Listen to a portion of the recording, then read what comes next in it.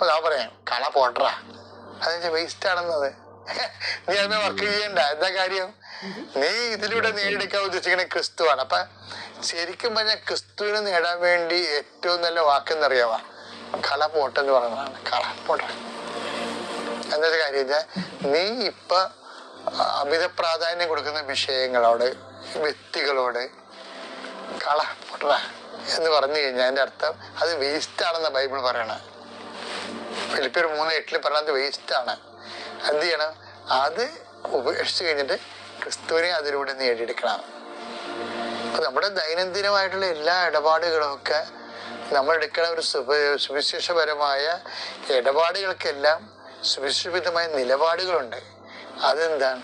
അത് ക്രിസ്തുവിനെ നേടാൻ വേണ്ടിയുള്ളതാണ്. കാര്യം എന്താണ്? ദൈവ സമസ്തവും അവന്റെ പാദത്തിന്റെ കീഴിലാക്കിയിരിക്കുന്നത്. ഒന്ന് പറയുന്നത് 15:27. ദൈവം സമസ്തവും അധീനമാക്കി തന്റെ പാദത്തിന് കീഴാക്കിയിരിക്കുന്നു. തന്റെ പാദത്തിന് കീഴിലാക്കിയിരിക്കുന്നു. അപ്പൊ എല്ലാം ഇവന്റെ പാദത്തിന്റെ കീഴിലാണ്. അത് ഇതാണ് ക്രിസ്തു അനുഭവം എന്ന് പറയണത്. ക്രിസ്തുവിനെ നേടിയെടുത്ത പിന്നെ സംഭവിക്കും, നമ്മുടെ ജീവിതവും നമ്മുടെ പാദത്തിന്റെ കീഴിലാവും. എന്താ കാര്യം?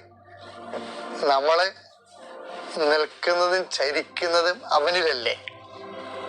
In him we live and move and have our being എന്നല്ലേ പറയണേ. എന്താ സംഭവിക്കണത്?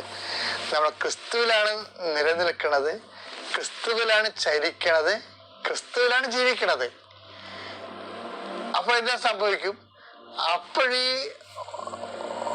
1-15-27 സംഭവിക്കും. എന്താണ്? ദൈവം സമസ്തവും നമ്മുടെ പാദത്തിന് കീഴിലാക്കും.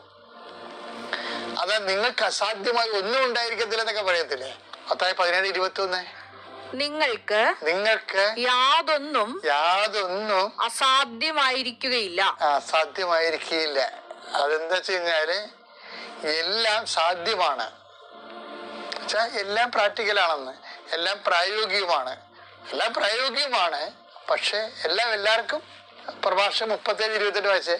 എല്ലാവർക്കും എല്ലാം നന്നല്ല.